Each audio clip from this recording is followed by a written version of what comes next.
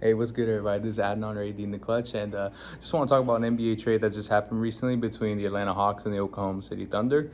And so the Hawks received Patty Mills in exchange for Ty Washington, Usman Garuba, Rudy Gay, and a second-round pick.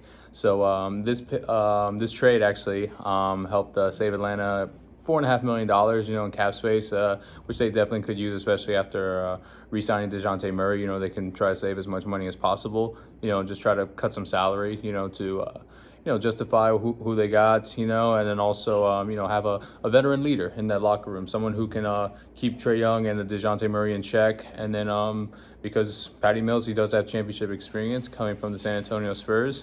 And he was also, in my opinion, I thought he was a stable piece during his time in Brooklyn, in the middle of all that mess between KD, Kyrie, and James Harden.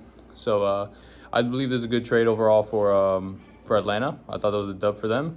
And then for Oklahoma City Thunder, one of the key pieces, ironically, is they have another second-round pick. So now they have, according to ESPN, 35 draft picks over the next 7 years, including 15 first-round picks.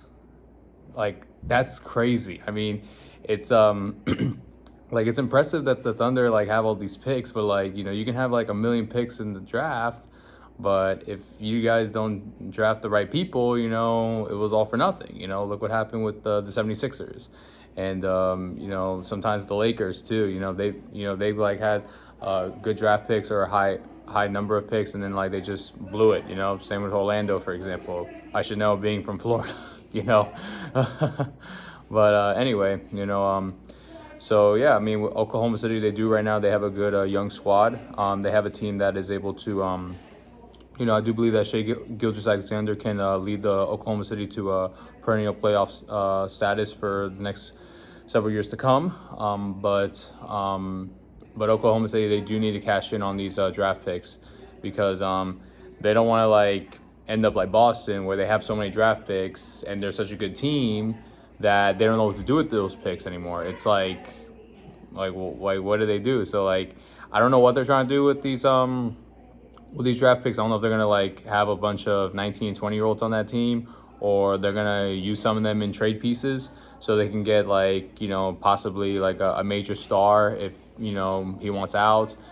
If a superstar in the next few years is tired of the team and just wants to go just get out of his current situation, I do believe Oklahoma City can for the next 3 or 4 years can be that dark horse or that number one threat, because of the amount of assets they have. And that's something that a lot of teams look for, especially when they're trying to get rid of a star, is they want a lot of assets. And Oklahoma City, they have a ton of it. They're basically sort of, but not exactly like the new Boston Celtics of the late 2010s, when they had a million draft picks from the Brooklyn Nets trade. And it was to the point where everybody was like, just trade the picks.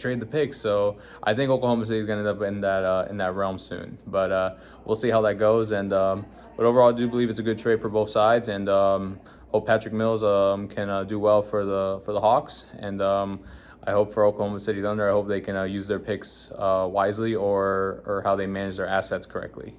Whether to trade for a major star or to draft the next super team for the next 10 years through the draft, like the Warriors. So we'll see how this goes. So thank you all so much. Please like and subscribe. Tell me in the comments what you think about this trade. Who won? Who do you think got the better end of the deal, and why? And I will talk to you guys soon. So God bless. Talk to you soon.